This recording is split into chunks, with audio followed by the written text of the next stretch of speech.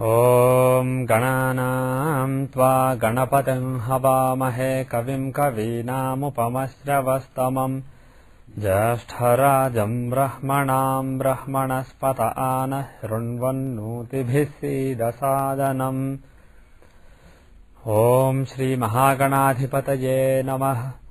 ॐ वृषभं चर्षणीनां विश्वरूपमदाभ्यम् बृहस्पतिं वरेण्यम् ॐ तद्विष्णोः परमं पदं सदा पश्यन्ति सूरजः दिवि वचक्षुराततम्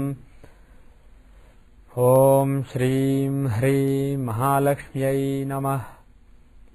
ॐ श्लीं ह्रीं ज्योतिर्ब्राह्माय नमः। Can everybody say Hare Rama Krishna after me 3 times? Om Hare Rama Krishna, Hare Rama Krishna, Hare Rama Krishna.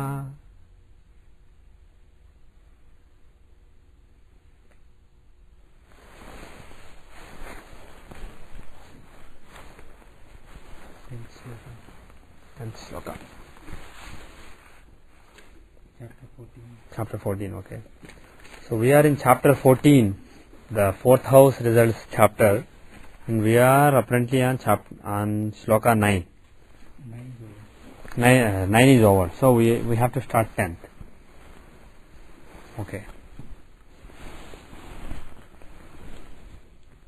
लग्नस्थानाधिपे सौम्ये सुखेशे नीचराशिगे कारके व्ययभावस्थे सुखेशे लाभसंगते द्वादशे वत्सरे प्राप्ते वाहनस्य सुखं वदेत् वाहने सूर्यसंयुक्ते स्वोच्चे तद्भावनायके शुक्रेण संयुते वर्षे द्वात्रिंशे वाहनं भवेत् कर्मेशेन युते बन्धुनाथे तुंगांश संयुते. Okay, this is a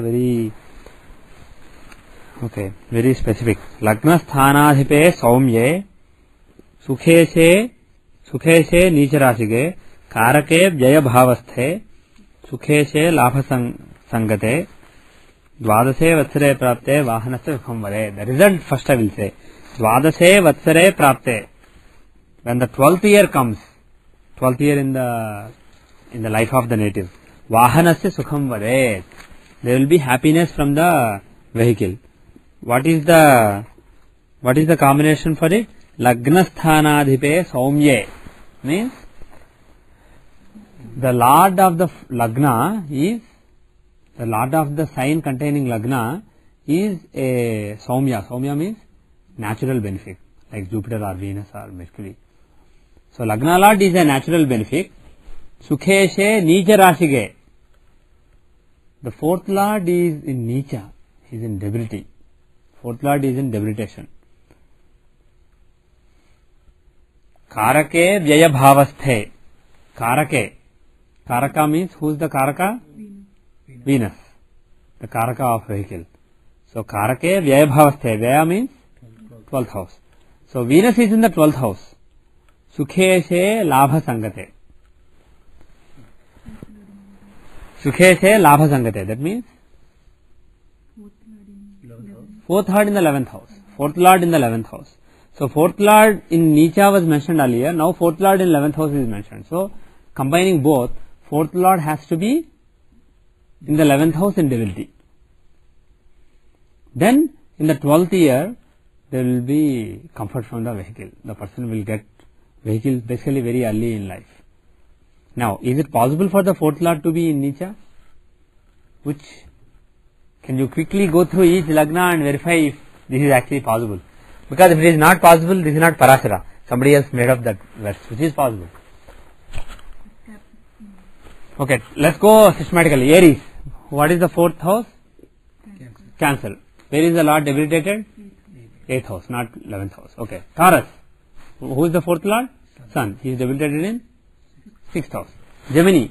Who is the 4th lord? Mercury. He is debilitated in 10th house. Cancer. Who is the 4th lord? Venus. He is debilitated in 3rd house. Leo. 4th lord is Mars. Mars and Ketu, but okay, Ketu is possible. Okay, Mars, he is debilitated in the 12th house, so ruled out. But if the 4th lord is Ketu and he is, where is Ketu debilitated? Gemini. That is the 11th house. So if the 4th house, if Leo is the Lagna and Ketu happens to be stronger than Mars, so that is one possibility. Okay, what else? Virgo. Who is the, what is the 4th house? Sagittarius, 4th lord Jupiter is debilitated in Capricorn, 5th house, so ruled out. Libra, the 4th lord Saturn, he is debilitated in 7th house. Scorpio, the 4th lord Saturn and Rahu. 1/4 lord Rahu is debilitated in the 2nd house, the other one Saturn, he is debilitated in the 6th house. Sagittarius, the 4th lord is Jupiter, he is debilitated in the 2nd house, Capricorn. Capricorn, the 4th lord is Mars, he is debilitated in the 7th house. Then Aquarius, the 4th lord is Venus, he is debilitated in the 8th house, exalted in the 2nd house, debilitated in the 8th house. Pisces, the 4th lord is Mercury, he is debilitated in the 1st house. So only case is Ketu. Pardon me?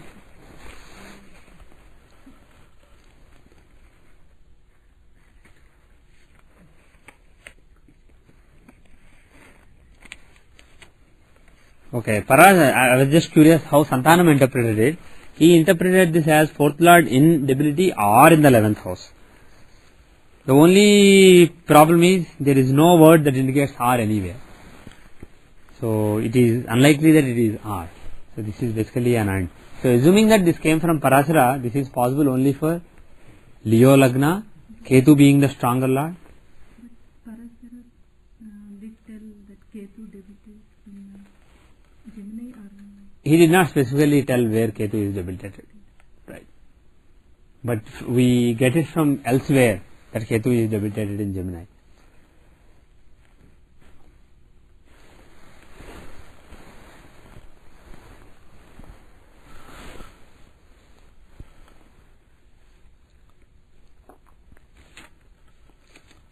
So this combination basically means Leo Lagna, Venus in Cancer. But the thing is, Lagna Sthanadhipe Saumya. The Lagna Lord has to be a natural male benefic. Is Sun a natural benefic? Is Sun a natural benefic? No. Sun is not a natural benefic. Mercury, Venus, an increasing moon, and a well associated Mercury. Those are the natural benefics. Pardon me, did I miss Jupiter? Jupiter, Venus. Okay. Jupiter, Venus, a well associated Mercury, and a waxing or waning, waxing moon. Those are the benefics. So Lagna Sthana, let us try to visit again. Lagna Sthanadhipe Somye, Sukheshe Nicharachige, Karake Vaibhavasthe, Sukheshe Labhasam Sangate. So basically, what we have, the situation we have is, the rest does not make sense. If Leo is the Lagna, then Lagna Lord is not a natural male fix. And I am not inclined to equate, taking Santanam's version, Santanam's interpretation, which is 4th Lord either in debilitation or 4th Lord in 11th house, one of the two. That way you can also say Lagna Lord being a natural benefic, or you can put R between each condition. The thing is, Parasara, whenever there is an R, he says Va, or there are certain indicative words. And everywhere he is giving so many combinations, he is basically unless otherwise indicated. So it is very likely that this is R only. Parasara, if it is from Parasara.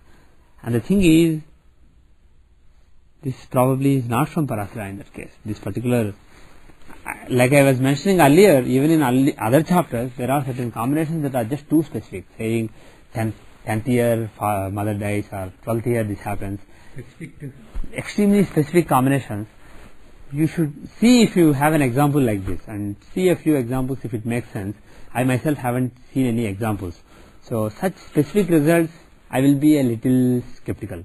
It is conceivable that whoever put together this did not think that there were enough shlokas in the chapter, so just added some shlokas. And then you can say, if you have Lagna Lord is Mercury and he is in the 8th house with Venus and Jupiter is aspecting him in the 17th year, he stands state first in his state first in intermediate exams. I can come up with a combination like that based on my own chart. So it sounds to me like somebody basically came up with combinations like this. That was always my doubt, and this particular one is very doubtful.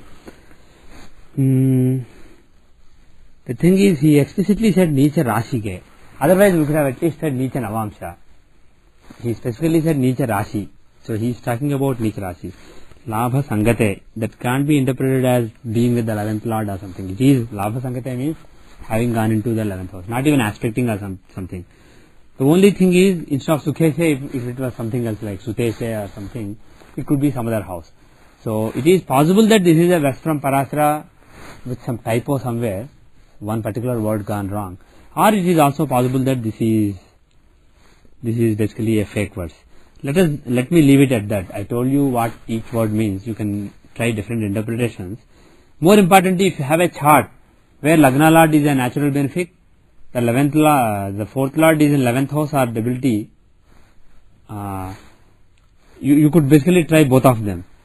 And if Venus is in the 12th house, if you could try examples, that will basically, if you see any interesting examples, bring them to my attention.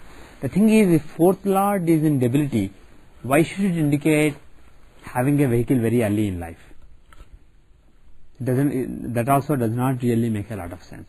And taking the 4th Lord in 11th house or 4th Lord in debility as both of them as alternatives also doesn't make sense. One is not a desirable thing. The other one is 4th Lord in 11th house is basically it's not a bad combination at all. Any planet in the 11th house will give fulfillment of desires relating to that house.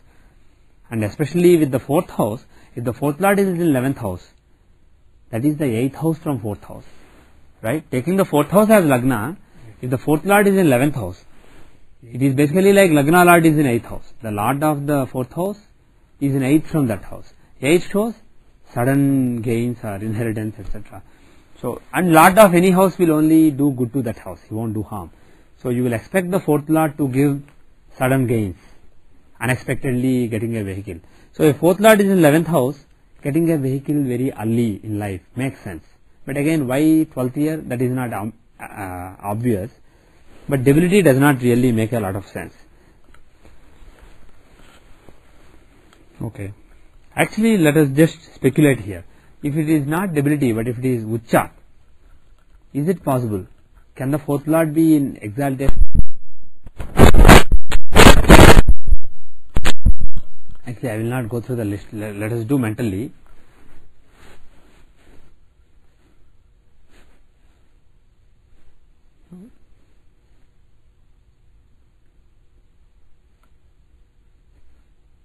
Yeah, one case is possible. Vargolagna is possible. Then Libra, Scorpio,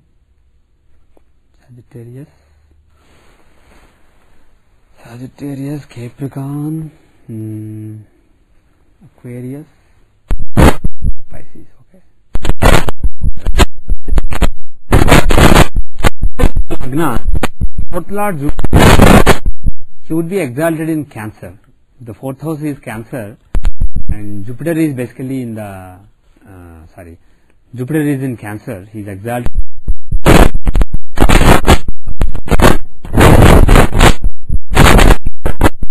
And Venus in Leo for Virgo Lagna. That is basically one possible case. Pardon me? That sign containing that. The Lord, Mercury. Mercury has to be a natural benefic, which means Mercury should not be associated with any bad planets. If Mercury is either alone or with benefic planets, then he basically qualifies as a natural benefic. Okay.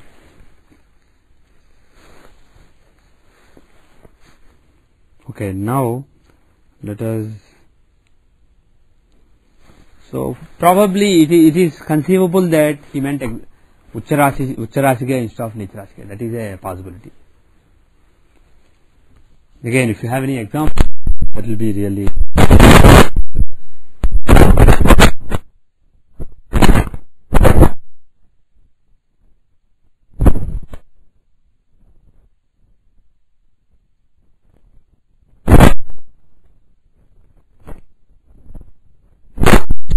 शुक्रेण संयुते वर्षं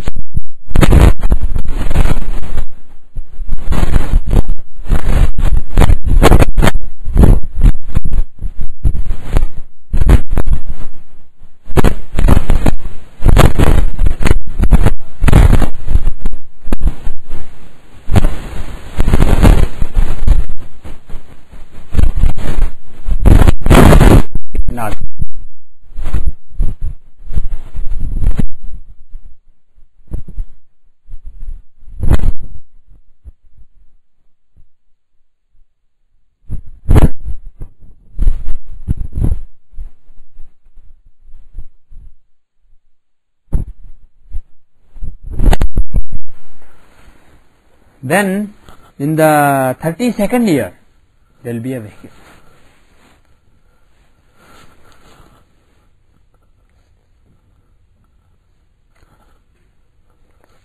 Karmeshen, pardon me? No, actually not just, even 32nd year is actually not too late to have a vehicle. There are so many vehicles. So having a good vehicle even at the age of 35 or 40 is basically it is only a good endowment. The thing is, why numbers 12, 32, all these specific numbers? It is conceivable that these are from the planetary years. There is this Naisargika Dasha system in which different years in life are ruled by different planets. So it is conceivable that these numbers are from those planets.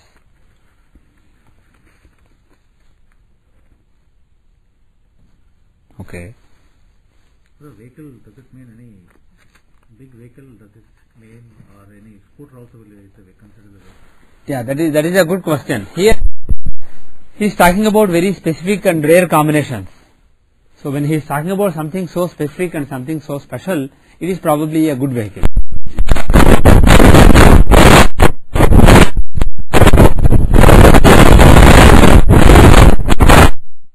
In general. Right, exactly. That's a very good question. The bottom line is, vehicle literally means something that you use for as your conveyance. It can be a bicycle, it can be your a scooter that my son may be riding on the streets, or it can be a palanquin, it can be anything. It can be a BMW, it can be a helicopter, it can be anything. And the thing is,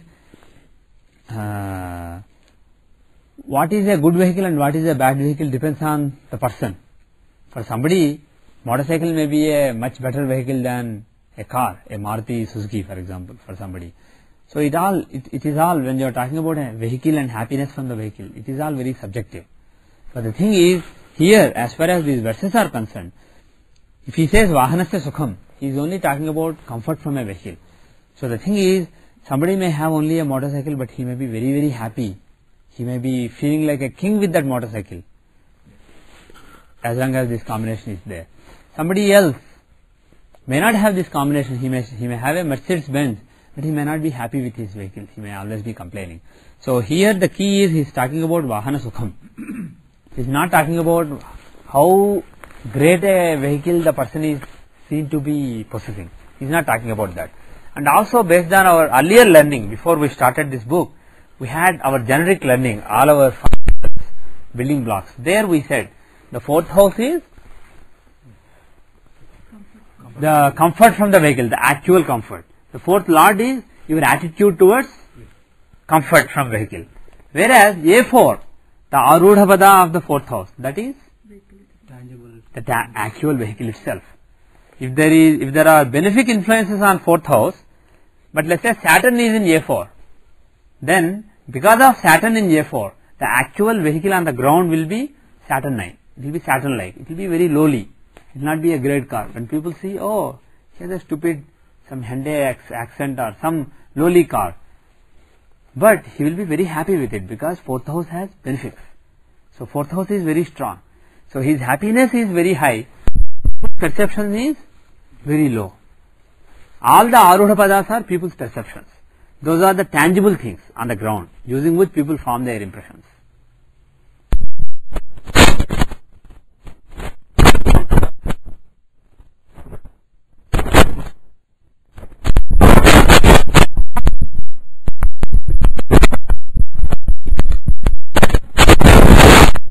Has all these benefic planets, people looking at him will think, oh, he has beautiful cars, but he will be unhappy. 4th house has Saturn. He is either not using those vehicles all the time, though he has two nice cars in his garage, he is always going in a train because he works in the city, or he is not happy. He is always looking at, oh, I'm stuck with this stupid car, I have to buy the 550, whatever, there are some numbers I believe for BMW, I want the next number. So he is always unhappy. So that kind of things are possible. So here we are talking about Vahana Sukham, and obviously we are not talking about any Arudha Padas so far. We are only talking about planets, Lord of the house and the house itself. Karmeshena jute bandhunathe tungansya samjute. Okay. Karmeshena jute bandhunathe tungansya samjute. Karmeshena jute means, Yuta means conjoined. Karmeshena means with by who? 10th Lord. So 10th Lord, he is conjoined by 10th Lord. Who? Bandhunathe, the Lord of the 4th house. Tungansha samjute means, Tunga means Tunga, exaltation. Okay. Tungamsha, Amsha means one of the divisions. He didn't mention which one. Probably Navamsha, could even be Chaturthamsha. I mean Shodashamsha, because he said vehicles from Shodashamsha. So either Navamsha or Shodashamsha, he is exalted in that Amsha, and he is with the 4th Lord, he is with the 10th Lord, and actually that's it. So 4th Lord is either with, 4th Lord is with the 10th Lord, and he is exalted in D16 or D9. And then what? Dvichatvarimshake varshe naro vahana bhag bhavet. Dvichatvarimshake varshe. In the 24th year, naro, man, vahana bhag bhavet. Then he will have the fortune of a vehicle. So 4th Lord with the 10th Lord and 4th Lord exalted in the Amsha. Then in the 24th year he will get a vehicle. Labhe se sukha rashisthe sukhe se labha samjute. Labhe se sukha rashisthe. 11th Lord in the 4th house, or sukhe se labha samjute. The 4th Lord in the 11th house. Labhe se sukha rashisthe sukhe se labha samjute. Actually it's not R, it's Hunt. So there is an exchange between the 4th Lord and the 11th Lord. 4th Lord in 11th house, 11th Lord in 4th house. Is it good or bad? It's good. 11th house is fructification of your desires, getting what you want. And 4th house is vehicular comforts. Then, Dvadashe Vatsare Prapte Jato Vahana Bhag Bhavet. Then also, in the Dvadasha Vatsara means 12th year, same as earlier. Earlier also we were talking about 4th Lord in the 11th house. So if 4th Lord is in 11th house, there are two combinations. In both the cases he is talking about the 12th house. So it is also conceivable that Parasara is using some secret Dasha system, which is like a Rashi Dasha, where it starts from 4th Lord, for example. Just like we start from Lagna, right, Narayan Dasha, there may be a variation which starts from the 4th house. And if the 4th Lord is in the 11th house, maybe the corresponding Dasha runs, either starts in the 12th year or maybe ends in the 12th year or something. 12th year is significant in that particular Dasha system. It is conceivable that there is a Rashi Dasha. But you can just memorize this principle and see if you have any example, because this may not be very uncommon. For 4th Lord to be in 11th and 11th Lord to be in the 4th house, you will definitely find some examples. Shubham shubhatve bhavasya papatve phalamanyatha. Okay, this is a loaded statement. Shubham shubhatve bhavasya papatve phalamanyatha. Okay, if the house is basically, if the house has functional benefic influences, you should indicate good results. If the house has functional malefic influences, it should indicate bad results. What does it mean? Let's say if the 4th house has 9th lord, it's good. So when the Dasa comes, there will be a lot of vehicular happiness, there will be fortune with respect to vehicle and so on. Similarly, let's say 8th lord is in the 4th house. Then there can be some tension relating to the vehicle, or there can be some anxiety, there can be an accident, all those things. So, and similarly, it's not just occupying, it can be aspect also. Let's say 8th lord is aspecting the 4th house, or 8th lord is conjoining the 4th lord. It's not good for the vehicle. So like this, we basically, this is something that we already know, this is not really new. But the thing is, just for the sake of completeness, Parasara mentioned it. So you should look at the influences on the 4th house and the 4th lord. And he has given some examples. These are obviously just some examples. These can't cover all the possible results. And we have seen so many examples in the past where you have to intelligently judge the influences on each house and each house lord. There is no other alternative. These combinations can help to an extent, but the thing is, their aim is to establish the basics for you so that you know how to think. Okay? We will continue with the 5th house unless you want to see some examples. We don't have a computer actually. Sishu is not here. He told me to pick it up. Oh, that's fine, that's fine. Okay, given that we don't have any computer, we can either have just a subjective discussion. If you have any questions, subjective questions. Actually, before I continue with the 5th house, let me just take a small break and ask you if you have any questions which can be answered without seeing a chart in the computer. I can answer. I don't know, I should ask about the Panchangam yesterday you said. Yeah, Panchanga Shravanam. Yeah. Panchanga Shravanam. Yeah. How do you come with that, like all the combinations you explained about? Which combination? Like yesterday you talked about like various rashis and these are the phala and then gochara and like. Yeah. Based on astrology or something like that? Based on astrology, of course. I mean, you have something. His question was, I did a Panchanga Shravanam here at a function, at a New Year function. So his question was, I said for various signs how the next year is going to be. So he's asking whether I did it based on astrology or based on something else. Obviously based on astrology. But the thing is, it's not really, like I said at the meeting itself, it's not really genuine astrology. It is genuine to some extent, but it's only 50-60% reliable. It's not really like individual horoscope. It's not fair to say that there are only 12 kinds or 27 kinds of people in this world, or to say that there are only 12 or 27 different fortunes during this year. There are thousands, hundreds of thousands, or even millions of totally different fortunes during this year. The thing is, these are the general patterns. And also the thing is, if you look at the transits of planets, that is only one aspect. You have the dashas, that is the other aspect. We have Thiti Pravesh and all these factors, which are the other aspect. So we have these various aspects. So out of those, because if you want to give a general reading, which is basically more entertaining than individual readings, I can't take 300 people and give them individual readings in just 25 minutes. So to entertain more people and guide more people to some extent, they came up with this concept of Panchanga Shravanam and general annual or monthly or weekly results. So what you do is, you ignore dashas.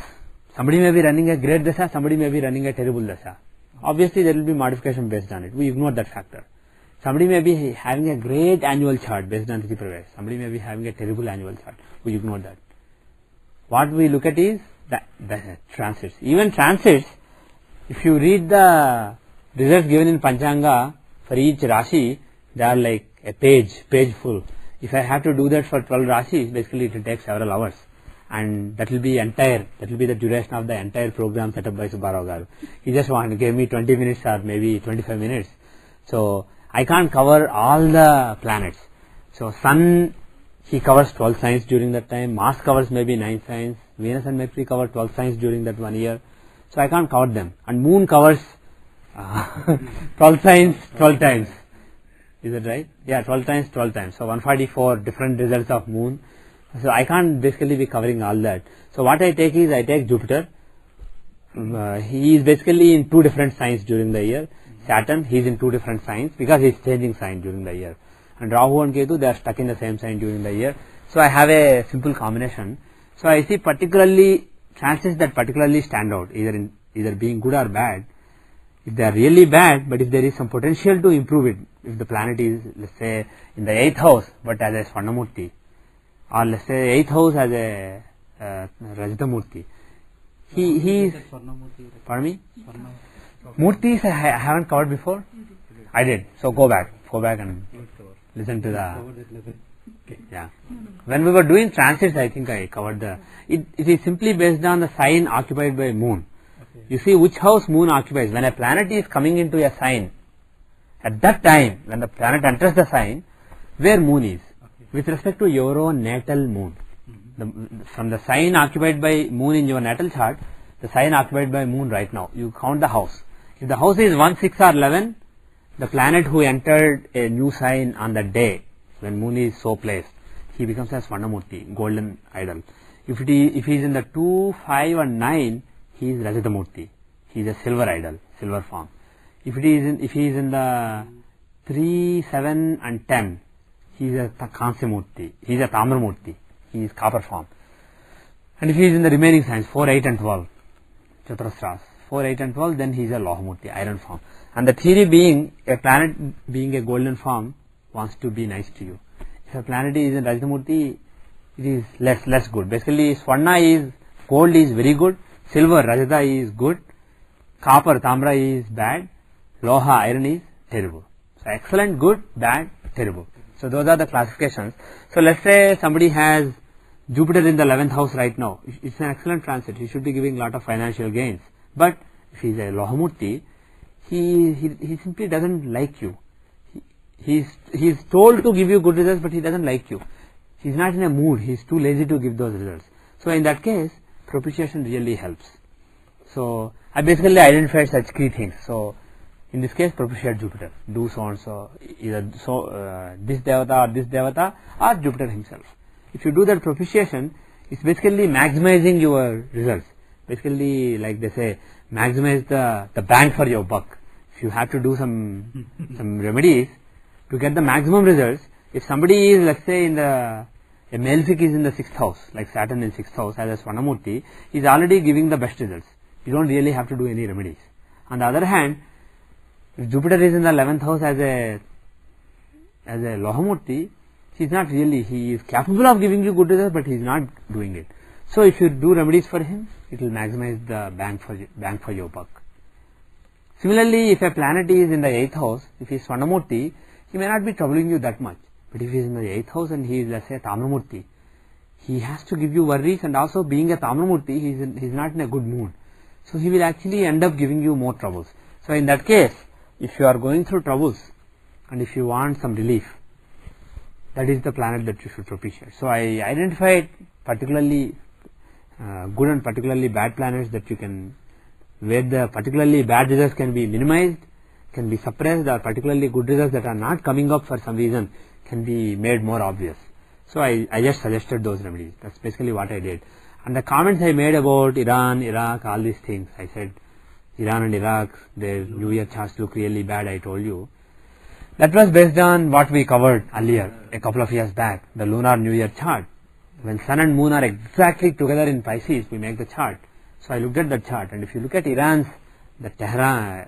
New Year chart cast at Tehran a few weeks back, on March 18 or 19, basically when Sun and Moon were together in Pisces, you will be interested to see that the Moon and Sun are in the 5th degree, at the beginning of the 5th degree, around 4 degrees some minutes of Pisces. And Lagna is also at the same place. So Lagna, Sun and Moon are very, very close. That is said to be that is called an Amavasya Yoga on the Lagna. If there is an Amavasya Yoga on Lagna in any divisional chart, it is bad. It is on Lagna itself in the same degree and minute. So that is a terrible yoga. So they may be feeling belligerent, but the thing is, it's not a good time for them to be messing with the giants of the world order. So that is why I said that, and a few other things. When I looked at that particular chart, it looked really bad. We can maybe, if we have computer, we can look at it later. Actually, in class 63, 64, we did that. We did Iran's No, entire almost 6, 7, 8, 11 examples of lunar years. Right. So it was basically the same theory. And if you look at Iraq, because every year we keep hoping that maybe there will be some improvement. If you look at Iraq's New Year chart, Aquarius rises, Lagna Lord Rahu is in Aquarius, which is not bad, but 8th Lord Mercury is also there, and he is in Mrityubhaga. The 8th Lord in Lagna with Lagna Lord, and he is in Mrityubhaga, the exact degree, the death inflicting degree.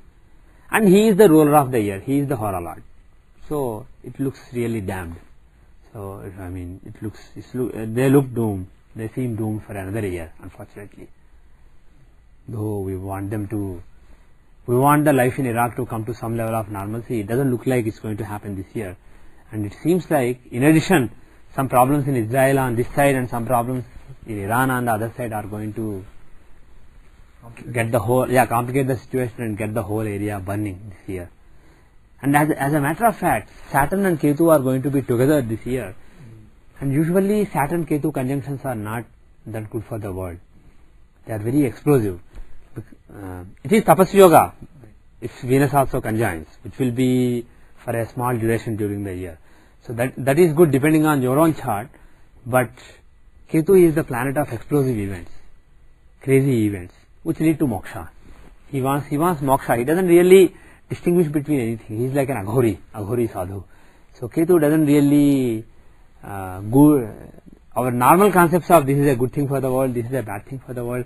Ketu doesn't really think in those terms. Everything is good. If million people die, it's not a bad thing from Ketu's point of view. Well, less burden on earth. He wants everybody to get moksha. He wants only Nirguna Brahman to be there. All this Maya to totally disappear. That is Ketu's attitude towards life. So, as a result, he can be headless. Ketu is headless. And he can result in a lot of stupid and sudden events, explosive events in the world. And when Saturn and Ketu are together, usually Saturn is the planet of suffering. Ketu is the planet of suddenness, and Saturn is the planet of suffering. So when Saturn and Ketu are together, there can be some sudden suffering in the world. And it is Leo, so it can be some kings, some people in the ruling class can be some people in the ruling class can become headless, they can take weird decisions. But in general, moreover, they are an inimical sign. Leo is not really a friendly place for either of them. So both of them it is like two people who can be totally crazy when they get together and destroy a house. They go to the house of their worst enemy. Ketu wants to eclipse Sun, Saturn hates his father's son. So both of them go to their worst enemy's house, and then when they are together, they can be ruthless. So you can judge it from there. Bottom line is, it's a really terrible year actually. Quite honestly, I didn't whatever I wanted to say, I basically sugar pilled it a little bit in the when I spoke about how the next year is going to be. I'm very concerned about the next 12 months. It is not a good time for the world. So like I said in the meet, all we can do is do our own prayers, do our own sadhana. I mean, it's not really the right thing to pray, nobody should die, nothing should happen, no war, because you don't know if something that's seemingly bad can actually be good. When you have an upset stomach, if you want to vomit, if you want to induce vomiting, it may feel bad, but the thing is, once you vomit, you are going to feel a lot more relief. I'm sorry if those of you who are sensitive, who not necessarily in the class, those who listen to the audio may not like the analogy, but sometimes a big disaster, either natural or man-made disaster, can basically be like that. So we are basically nobody to pray that this should happen, that should happen. We can't really be specific in our prayers. All we can pray is Loka samasta sukhino bhavantu. May the worlds be happy. Worlds may be happy because nothing happens, or worlds may be happy because a big war breaks. That is not for us to judge. We don't really judge that. All we say is Loka samasta sukhino bhavantu. Let there be peace. And whatever is the best path for that, not from a short-term point of view, but from a long-term point of view. She knows it, and she will ensure that will happen. Now, how to get this minister, king, like those that list you have got? Yeah, that I gave for the sake of completeness, just based on the tradition. but I have my doubts about the current methodology. It is given in some books, some classics, but it is not really from a great authority such as Parasara. The way they do it is, I don't have the exact list in front of me, but what they do is, they take the New Year chart when Sun and Moon conjoin together in Pisces that we do normally. Any country? They normally do it for India. But if you listen to my next sentence, it will become obvious to you that it doesn't matter. Then what they do is, they don't take the Hora Lord or something like we do in Tithi Pravesh charts. They take the weekday Lord. So if the New Year basically comes on a Monday, Moon becomes the ruler of the year. In our case, basically it was on a Monday, right? The lunar New Year happens to be on Monday. Actually, if you make the chart for US, it was basically no. If I remember right, it was Sunday night. Sunday night was it was a Sunday night. Sunday night was when Sun and Moon exactly conjoined, and when the Pratipad, the new Tithi started, it was sometime in the night of Sunday, okay? But the thing is, the way they do in tradition is, if it happens to be, they don't take the exact time when Sun and Moon conjoin.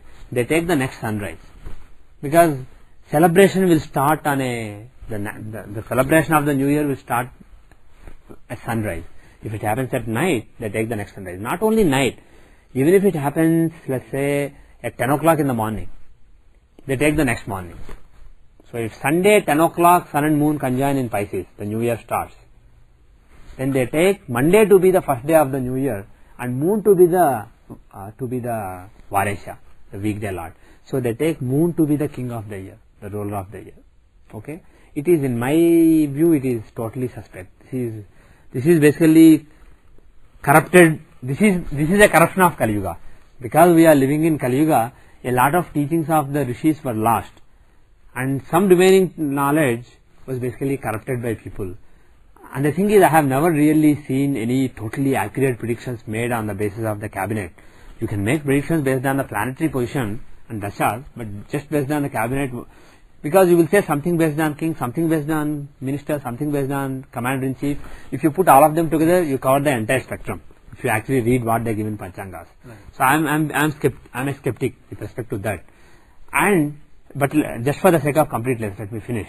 And for minister, they take some other chart. See, we have all these different New Year charts, right? So they have Sun and Moon conjoining not in Pisces, but in Aries. I think that is for commander-in-chief. So like that, conjoining in Libra or Virgo for business. So like that, for different purposes, I think in Gemini for the Meghas, etc. So they take Sun-Moon conjunction charts in various signs to see a particular matter. And we have a similar concept. We have seen a similar concept earlier. We take Sun-Moon conjunction charts or Sun-Moon opposition charts. Instead of the Amanta, we use Shuklanta, right? Sometimes we take Sun and Moon being exactly opposite each other. Full Moon chart instead of New Moon chart. So we take full Moon charts in particular signs for particular purposes, right? And we use, for example, the New Moon chart in Libra instead of Pisces to see the financial matters, that is business matters. That is what we do. So like that, we also have variations, but here they don't take those charts. They take the time, but they take the next working day, so next sunrise, take the weekday, and the lord of that weekday, they call him minister, commander-in-chief, Meghadipati, Varshadipati, etc. And then they take his placement in the New Year chart, which is basically March 19 chart. Pisces, Sun-Moon conjunction Pisces chart. In that chart, they see how these various planets are, and based on that, they judge the matters. And moreover, actually, some people don't even do that. Just based on who the planet is. If it is Saturn, bad. If it is Jupiter, good. Like that. So based on who the planet is, they give some general readings. So this is what normally people do. But this is what we do in Andhra Pradesh. But Dr. Raman, he basically has a different approach. He doesn't take Sun-Moon conjunction charts. This is based on the Tamil approach, where you celebrate the New Year based on just Sun, not Sun-Moon angle. When Sun enters Aries, it's the New Year. So there, the king of the year is selected based on Sun entering Aries. If Sun enters Aries, let's say on a Monday at 11:45 p.m., then similarly you take the next day Next day sunrise, take the weekday lord, so Mars. So Mars will be the role of the year. Similarly, they do the entire cabinet based on sun entering various signs. Sun entering each sign. Out of the 12 signs, there are 9 signs single out for different purposes. You understand what I am saying? So that is how they find. And some people, instead of taking the sunrise, they take the noon. So the next immediate noon after this chart has commenced, after this particular event that you have defined, either sun entering a sign or sun and moon conjoining in a particular sign. So after that event that you defined happens, that is when the new year has actually started. But the celebration is sunrise, right? Instead of sunrise, some people take noon. So the next noon, so if it happens at 11:45 p.m., you take the next noon, the same day. So if it happens at 11:45 p.m. on a Monday, you take moon himself as the king instead of Mars. So all these various things are there, and the thing is, the king, the minister, etc. are going to be the same for all planets, all countries, because it's pretty much going to be the same weekday. But sometimes it can be different by off by one day, so it can be off by a planet. Okay.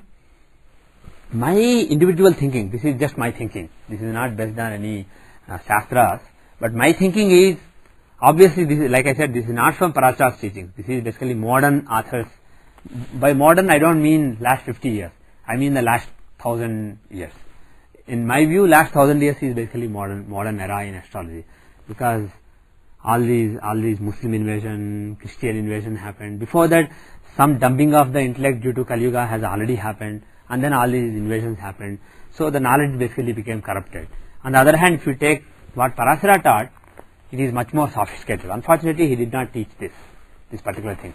So my take is, forget the Varesha, take the Horesha, the Hora Lord, at the exact time, and forget the next noon or sunrise or sunset or whatever. Those are for the purpose of celebration. Astrologically, when sun enters the sign, new year started. When sun moon conjoin, the new year started. Whether you use solar calendar or lunar calendar, whether you use sun moon being together or being opposite, whether you use full moon or new moon, whatever you use, when that exact event happens, the new year started. Forget about the next noon or sunset or sunrise. At that time, don't look at the Vara Lord, look at the Hora Lord, the planetary hour at that time. Okay? And we use this very successfully in Tithi Pravesh. Right. So the thing is, even though we don't have this particular thing taught clearly in tradition, we can take hints from what tradition teaches with respect to individual new year. This particular thing is universal new year.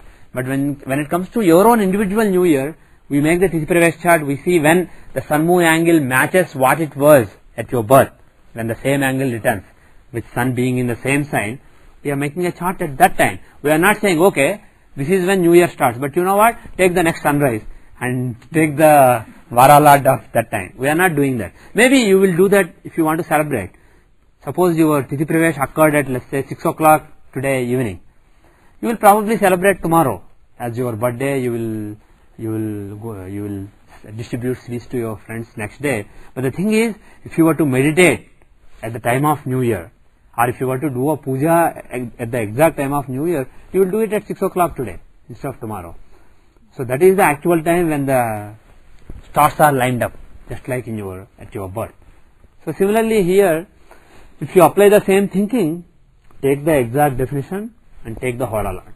So that is what I did. When I looked at Iraq and I said Mercury is the king, what I meant is, at the time the new year started in Iraq, the Hora was Mercury. If you go somewhere else, if you go to US, the Hora Lord is somebody else. If you go to India, the Hora Lord is somebody else. There are basically, because the exact hour, that depends on how many hours have passed since sunrise. So if you go to very close by neighbor like Iran and Iraq, they may have the same Hora Lord, but then the Navamsa placements etc. will be different. But if you go to a slightly faraway country, the Hora Lord is going to be different. So my take is, different countries have different kings based on this. So that is one thing. And the other thing is, with respect to the planetary cabinet, who are the important planets? We have these different charts. For example, we have the new moon chart in Libra for we use it for financial matters. So he is basically like the Secretary of Finance during that. You can come up with your own. You don't have to just restrict yourself to 9 leaders. Of course, actually, even in tradition, we have like 27 or so nayakas, sometimes even 30 plus. So we can define all these nayakas based on the solar calendars, based on the lunar full moon calendars, lunar new moon calendars, and we already know something about the significance of certain charts. But then, I don't suggest taking those planets in the New Year chart. Each is a New Year chart. When you take the Deepavali chart, for example, the end of Deepavali chart, which is Sun and Moon conjoining together in Libra, that itself is a New Year chart. It is a New Year chart for financial matters. It governs the next 12 months for financial matters. So, if you want to say, pick somebody as the Secretary of Finance in your government during this year, you can pick the Hora lot of that chart for your country, wherever you are. But the thing is, don't say that they will take effect from March. The king comes in March and goes in the next March. But the finance secretary may come in November and go on till next November. So these are all basically non-aligned events. So that is basically my take. So all these charts are important and they have, each has its own role. And just as you may judge, for example in Iraq's chart I said, Mercury is the king and he is 8th lord in Lagna in Mrityubhaga. So I said lot of death and destruction in the country this year. Similarly, if I look at Iraq's financial New Year chart, Moon may be the Hora lord. I will see how Moon is in that chart, in the November chart. So like that we can make different charts for different purposes. So there are some that are hinted in the tradition, but this is an area where some good research can be done. There are some that are passed on in the tradition that I passed on to you, but I am sure there are more. Basically you can define 12 new moon charts and 12 full moon charts and 12 solar ingress charts. There itself you have 36 charts, right? And in addition you can define sun entering different constellations charts. For example, sun entering the constellation of Ardra is considered very important for the waterfall during the rainfall during the year. When sun enters the constellation of Ardra, you make a chart for that place, whichever place you live in. And then you see that chart and see how the rainfall is going to be that year, whether there will be a lot of rains or whether there will be drought, all those things you can see, which we may cover some other time. There are some guidelines given in the tradition. So like that there can be different charts. So this is basically the possible, there are many possibilities. Only thing is, through research you can find, okay, this stands for this. This chart is good for throwing light in this kind of matters. So like that you can basically, for example, I was looking some time back at the Ashadha, just like the Chaitra Shukla Pratipada chart. I was looking at Ashadha Shukla Pratipada chart. There are actually some areas in Rajasthan and some parts of Gujarat and Rajasthan, I believe, some parts of India where they celebrate the New Year and Ashadha Shukla Pratipada. So when the Ashadha month starts, that's when they celebrate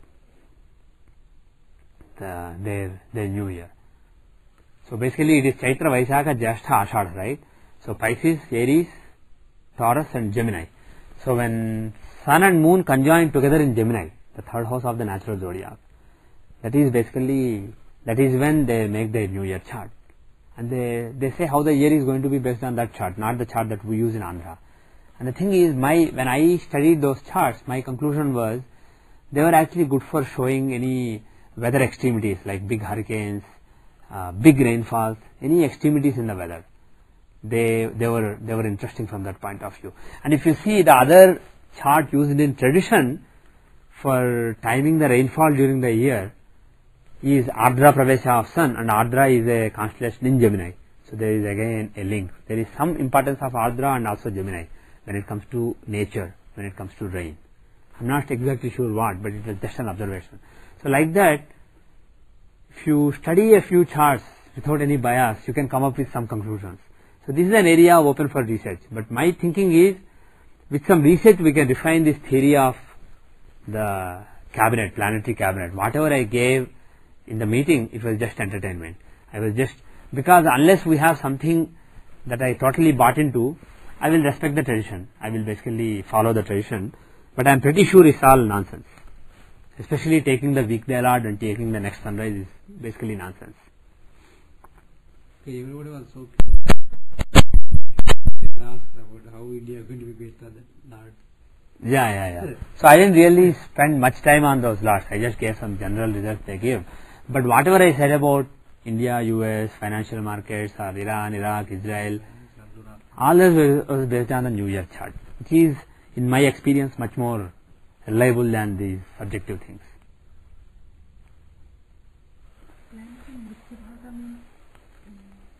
Planet in Mrityubhaga is basically in each Rashi there is one particular Trimshamsa, which is 1/30th of a Rashi, which means 1 degree. There is 1 degree that is fatal for that planet. Unfortunately, I haven't memorized, so I can't tell you. But it is something like this. In Aries, for Sun, so and so degree, let's say 3rd degree. In Taurus, for Sun, let's say 7th degree. Like that, you define a particular degree in each Rashi. It depends on the planet. If you, instead of Sun, if you go to Moon, the degree will be different. So you have a table basically, all the planets and all the signs. So you have a table, which degree is the death inflicting degree. It is coded in my software, Jehora. So if you go to Jehora, the main basics window, there where longitude etc. are defined. If you click the right mouse button, there is a menu. In that menu, you have the entry, planets, show planets in Mrityubhaga, or something like that. So if you click that, it will show how far the planets are from the middle of the Mrityubhaga. So if a planet is very close to the Mrityubhaga, basically you will see that there. So here again, actually, let me address it. Let me just record it for the sake of recording. Let me address this. When it comes to Mrityubhaga, there are different views. There are 2 different classics. Jataka Parjatam has one view, another classic has another view. I mean, actually they all match, the numbers match, except for Moon's Mrityubhaga, there are some minor differences.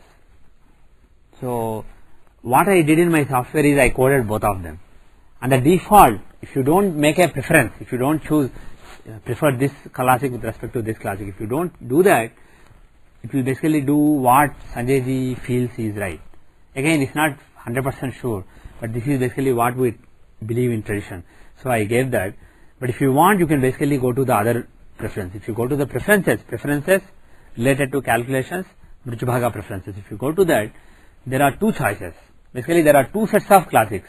One set of classics gives one definition for Moon, another set of classics gives another definition for Moon. So you could try both of them. And that is one thing. And there is another controversy relating to Mrityubhagas, which is in my view totally unnecessary. When classics define, they say 8th degree in so and so sign is Mrityubhaga for so and so planet. They say 8th degree, which means if you go from 0 degrees to 1 degrees, it is 1st degree. 1 degree to 2 degree is the 2nd degree. 2 degrees to 3 degrees is 3rd degree, and so on. And 30th degree is 0 to 29.99, right? So that is the definition of 1st degree, 2nd degree, etc. Unfortunately, some scholars like K.S. Charak, you should give credit to K.S. Charak because he popularized Mrityubhaga. Even though they were in classics, nobody used them. This gentleman called K.S. Charak, who used to be in the K.N. Rao group but fell off with K.N. Rao later, he is an expert in medical astrology, and he found Mrityubhaga to be very useful in medical astrology because these actually result in huge diseases, terrible diseases, or sometimes even death, planets in Mrityubhaga. So he found it useful in his research in medical astrology, and he covered these in his book on medical astrology, I believe. Yeah, he has 2 books on medical astrology. So he covered Mrityubhagas in that book.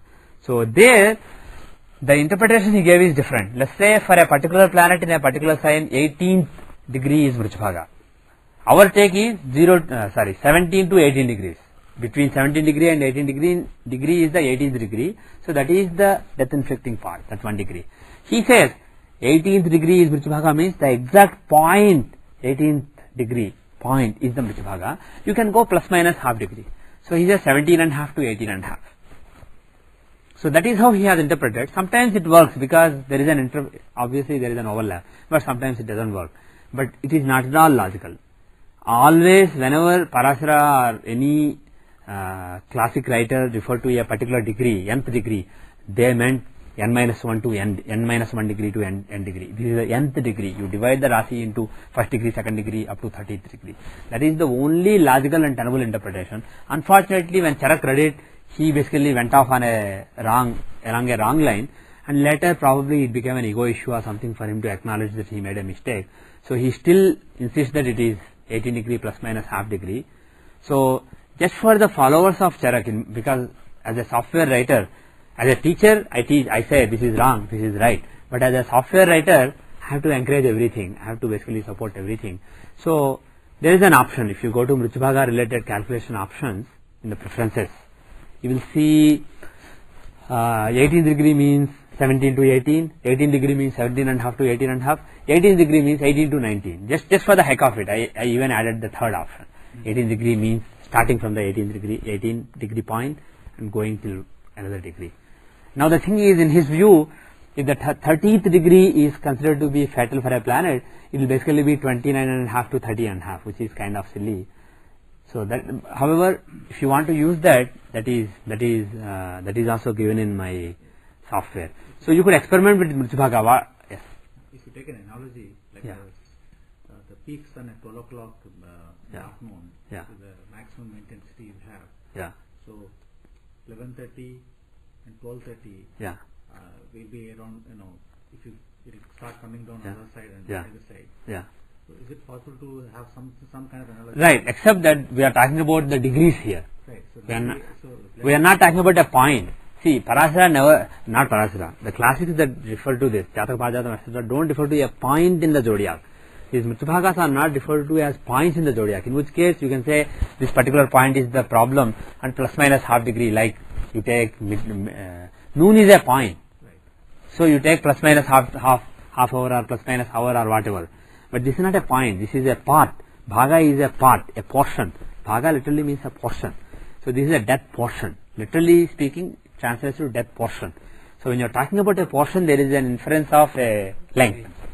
So when you are talking about a range, and also it says 12th amsha, 12th degree, 13th degree. So it basically cannot be 11 and a half to 12 and a half. That can't be the 12th degree. Moreover, actually if you think of it, Trimshamsa is the chart that shows the sufferings that you have to go through as a result of all the previous evils that you have done. So this is basically the root of all this definition comes from Trimshamsa chart. A particular planet having a particular degree being fatal has its roots in Trimshamsa, which Trimshamsa is false in, etc. So if you study the pattern, it is actually rooted in Trimshamsa, and Trimshamsa is 1 over 30th of a Rashi. So 0 to 1 degree is one Trimshamsa, 1 to 2 degree is another Trimshamsa, etc. If you take the the D30 chart, so this is based on the D30 division. So again, the transitions are exact integer degree points. Whenever actually I look at a Tithi chart, one of the first things that I look at is Hora Lord, and I quickly see if there is any planet in Mrityabhaga. Typically, if there is a planet in Mrityabhaga during that year, in that planet Dasa, especially if there is also a link of that planet to some other negative factors, like being in the 8th house, being with the 8th Lord, aspecting 8th house, or being in A8, some negative influence is also there with a planet in Mrityabhaga, invariably that Dasha will be bad. Of course, you can't predict death based on Mrityabhaga in Tithi chart, because you can't die every year or every few years. So it won't be death, but it can be some suffering. On the other hand, if it is Mrityabhaga in natal chart itself, it is really terrible. That Dasha can bring huge suffering or death-like situations. Again, you can't say just based on Mrityabhaga and also some links to undesirable factors. Then you can be almost sure that Antardasha or Dasha will be bad. So if you have the Dasha of an 8th Lord and Antardasha of a planet in Mrityabhaga associated with the 8th Lord, probably there's going to be a big problem during that Dasha. There can be, I know cases where during such Antardashas, people even go into coma, or suddenly cancer is discovered and they fight against cancer. Things like that are possible. So Mrityabhaga is something that you should not ignore. And while I am at it, I mentioned the medical astrology book by K.S. Charak, so I'll just say my 2 cents on it. It's a very nice book. K.S. Charak is one of the gifted authors in astrology. He is basically a medical doctor, educated in London, very highly qualified medical doctor in modern medicine. So name also is a doctor. Charak is also a doctor name. Yes, His parents had a lot of foresight. So being educated in the modern ways and having read modern literature, modern medical literature, he basically tries to be very systematic, and his books basically give you the impression of a nicely written scientific paper or nicely written scientific textbook. So very thorough, very systematic. That way it's a very nice book. But from the point of view of the content, he ignores the disease chart, for example, the Shashtamsa, which is really key for diseases. Probably because he was not taught that by K.N. Rao. K.N. Rao does not specialize in that particular chart. He does not use that chart. Probably he was not exposed to that chart. So all his researches did not include the most important chart for disease. But of course he uses the Rashi chart, which is important, Navamsha, which is important. And then he for some reason thinks that D12 is important for diseases. D12 simply because it's 12th house. See, 6, 8 and 12 are bad, the sthanas. So he thinks D12 is a bad chart. It's a chart that shows diseases. In my take on that is, 12th house is the house of is the chart of D12 is the chart of parents according to Parasara, not diseases. Of course, some diseases have roots in parents. A particular disease may be hereditary, so you may inherit it from father or mother. So from that point of view, D12 may be relevant to a very minor extent. But the way he uses D12 is unacceptable to me. It is not simply not right. And that is one thing. And the other thing is, most importantly, the basics, the fundamental building blocks of his medical astrology are flawed. If you want to mix astrology with medicine, you have to go with Ayurveda. I'm not sure if there is a good book on Ayurvedic astrology. Unfortunately, I don't think there is. Jupiter, Venus being the Kapha planets, Sun and Mars being Pitta planets, and any disease basically having to do with the gunas in your own body. That is basically a very, very fundamental point. And D30 is a very fundamental chart because that shows your vulnerability, your subconscious vulnerability. And all physical diseases come because of subconscious vulnerabilities.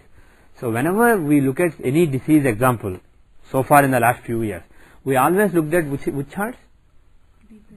D30 and D6, those are our staple charts. And unfortunately, he doesn't rely on those that much. D30 he probably mentions a little bit, but not that much. So those are his weaknesses. You have to go to D30, you have to use Ayurveda. If only Dr. Charak, with his modern education in medicine, if he spent a few years learning Ayurveda, he could have written a much better book. With his writing skills, he could have come up with a masterpiece. So in my view, that book really lacks, because sometimes the parameters that you are expressing are not really satisfactory. This is like modern medicine, with due respect.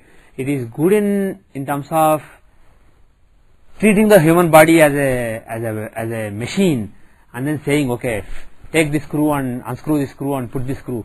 That attitude it basically has. Whereas planets are the driving forces of your consciousness.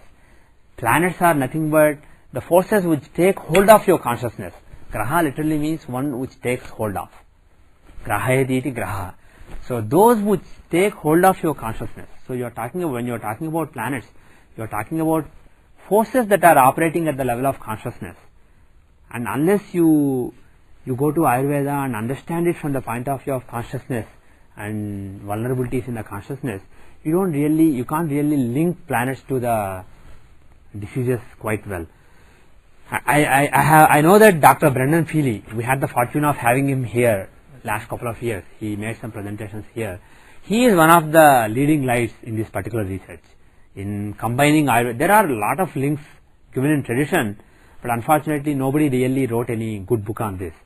So I believe that he is planning to write a book on, or he is in the process of writing a book on Ayurveda, medical astrology from the Ayurvedic point of view. So if that point of view was added, Dr. Charak's book would have been good, and also D6 and D30 were added. So still it is a good book because it is an exercise in writing a nice book, and also it has some valid examples and valid points. So it's a good book worth buying if you are interested in medical astrology. Actually, we are almost done, so we can take up the 5th house later. If you have any other questions, we can just have some freewheeling thoughts today. How you decide country charts? Country charts, okay, very good question. So when we We kind of covered it in the past. The thing is, there are different kinds. When you say country chart, a country like India has existed forever. But in this current form, as a country with these borders, with this constitution, with this kind of people, it existed only since 1947. So, what people normally do is on 1947 August 15 at midnight, that is when they declared, okay, we are a new country. A new existence has started for this particular group of people. So a new consciousness has been formed at that time. So you make a chart at that time and you just treat it as a human chart. You use all the techniques. But I have misgivings about using dasas like Vimshottari Dasa, because Vimshottari Dasa is based on the assumption that the typical maximum longevity of a human being is 120 years in Kali Yuga. It's based on that assumption. Whereas for a country it may not be 120 years. So there may be a compression or more likely elongation needed. So I don't like to rely on the dasas, even though some well-known astrologers like Sri PVR Rao, they use the dasas. Even Pandit Sanjay Rath, my guru, they use the dasas. But I prefer not to use dasas, because from the point of view of logic and being scientific is totally unscientific. So I don't use dasas myself with India, but I use the Tithi Pravesh chart, because Tithi Pravesh is based on the angle between sun and moon matching what it was when you were born every year. So that annual chart, when your birthday comes every year, when your lunar birthday comes every year, that chart is valid for India. Transits are valid. Suppose Rahu is transiting over your Mars will make you very aggressive, and Rahu is transiting over that, and he may make you make some unwise decisions in your anger, in your aggression, stuff like that. When you use the transits, again that is logical. There is no difference based on whether you are a dog or a human being or a country, right? So why I said dog is, dogs have a different longevity. They don't live 120 years. If you take elephant, it is different. If you take a crow, it is different. So based on the jati, the dasas may have to be compressed. 120 years may not be applicable, and bacteria may be different. So like that. Similarly, country. So I don't use dasas, but I use transits and Tithi Pravesh. That is one thing. But there are cases where you don't know when the country was born. Sometimes there is a clear event saying, okay, this is the beginning of our country, and everybody agrees on it, and in everybody's consciousness, in everybody's mind, they feel that, okay, now we are part of this new country. But if such a tangible event did not happen, unfortunately then we don't have a reliable New Year chart. For example, for US, there are so many different New Year charts that people have floated based on 1776 declaration, the signing, this, that. There are like 10 different charts. When I tried each of them, I was not satisfied with any of them. So I prefer not to use any of them. In such case, we have these New Year charts that are cash based on universal events, like the Lunar New Year, the Telugu Ugadi or Tamil Vishu. When it comes, you make the chart at that time, when Sun enters Aries or when Sun and Moon are together in Pisces, starting the Chaitra Masa. There are different kinds of New Years. So when the New Year happens, at that time we make a chart. And we make the chart for the capital of the country. If you are interested in how this New Year, this Sarvajit, this New Year, New Telugu Year, New Lunar Year called Sarvajit is going to be for US, you make a chart when Sarvajit started in Washington DC. If you are interested in UK, you make it at London. If you are interested in India, you make it at New Delhi, the capital. Because that day happens kind of. We take the minute. Yeah, if you take the hour and minute when the New Year starts, it's going to be the same across the world. But based on the capital, the Lagna will change. So each will have a totally different chart. So if you look at the US chart, it has Libra Lagna. It has a pretty decent. Saturn is Yokarka, he is in the 10th house of power. They will exercise their power in the world. It seems a decent chart for US. You take Iran, their Lagna has Amavasya Yoga, showing that they will go through an Amavasya, they will go through a new moon basically. They will go through a dark period. So every year it changes. Oh yeah, next year when the New Year starts, it's going to be a different date, different time. So it will be a totally different chart. Not like our own chart. Our own chart also, when your birthday comes, suppose you were born when sun was in Leo, let us say, on the Dashmi day, Shukla Dashmi. When sun is in Leo again this year, during that month, when the Shukla Dashmi, suppose you were born on Shukla Dashmi, when Shukla Dashmi comes again, and suppose you were born on Shukla Dashmi when 70% of Shukla Dashmi is over and 30% is left. So now when your birthday comes, your Tithi birthday, lunar birthday comes, again let's say 70% of Dashmi is over and 30% is left. Exactly at that point we say that your new year has started. That is your exact birth time this year. Every year there is a time like that. You understand what I am saying?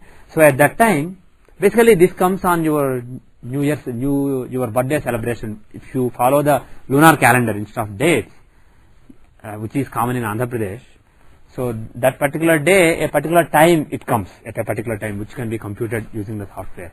So you make a chart at that time. It will be a totally different chart. It will not be like your natal chart. It will be different. And if you make a chart next year, it's going to be different again. So this year's chart may be excellent, next year's chart may be bad, and that gives important clues on how fortunes will change during this year. If you look at the individual Janma Chakra, the natal chart, and look at the dashas, each Antardasha is there for like 2.5 years or so. So during 2.5 years, these 2.5 years you can say you can get married, or you will have a great time in your career, or maybe you will have diseases. But to time exactly, precisely, during which month, which week, we use this annual chart, which is based on the lunar birthday. So annual charts are more accurate than natal. They are more accurate, but the thing is, if you see, they are more short term. Accurate from the point of view of having short term visibility.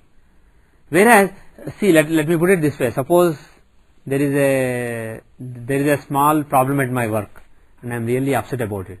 But if you ask me about it 10 years later, I may not even remember it. It's not really a big deal.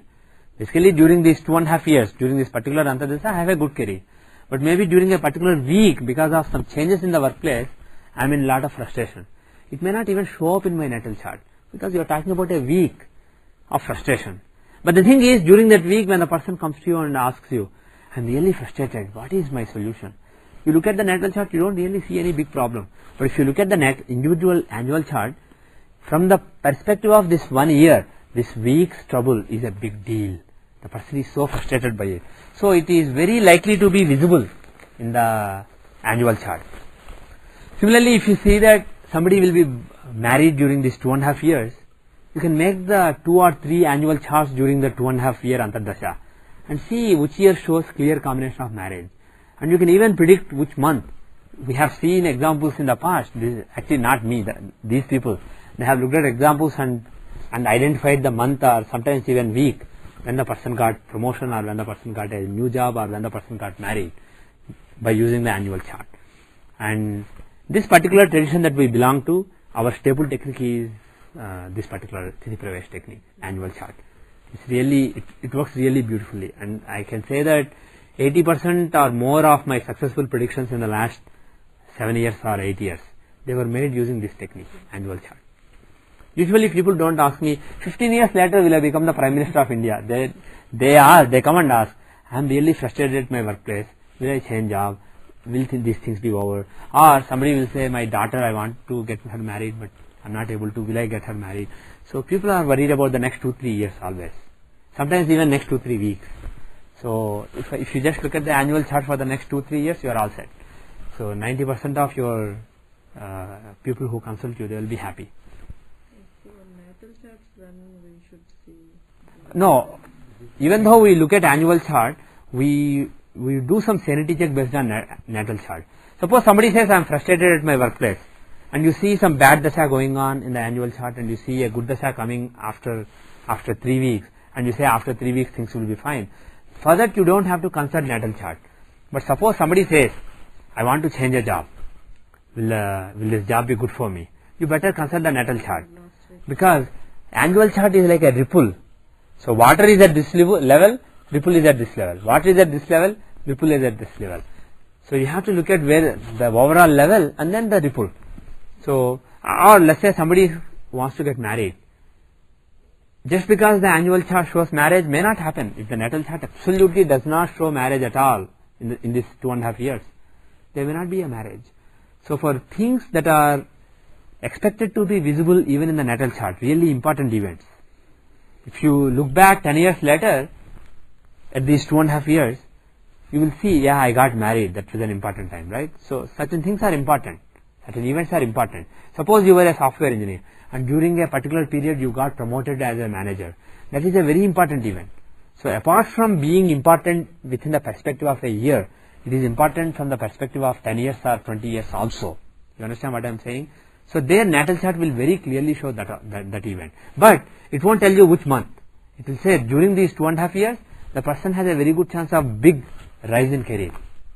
Or during these 3 years, the person has a very good chance of being married. So for important events, you look at the natal chart, you confirm from the natal chart, then using the annual chart, you refine and find the precise time when the event happens. Okay. When I am checking up the natal chart, we go year by year, and see all the lives like that. That is more. You can do that if you have a lot of time.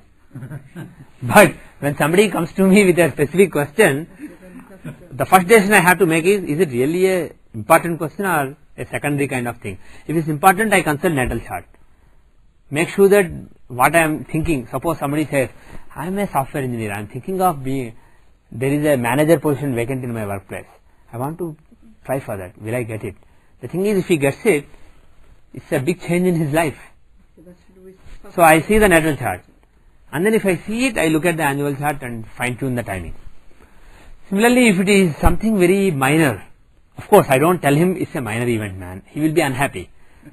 Because it seems like a major event at this point of time. So in those cases, I just go to the Pravesh chart and give my readings. So it's a matter of judiciously choosing what you want to do. You have to know what you are doing. Okay, with that, I will end the class today. Hopefully we'll have a computer in the next class. You can see real examples. Om Shanti Shanti Shanti.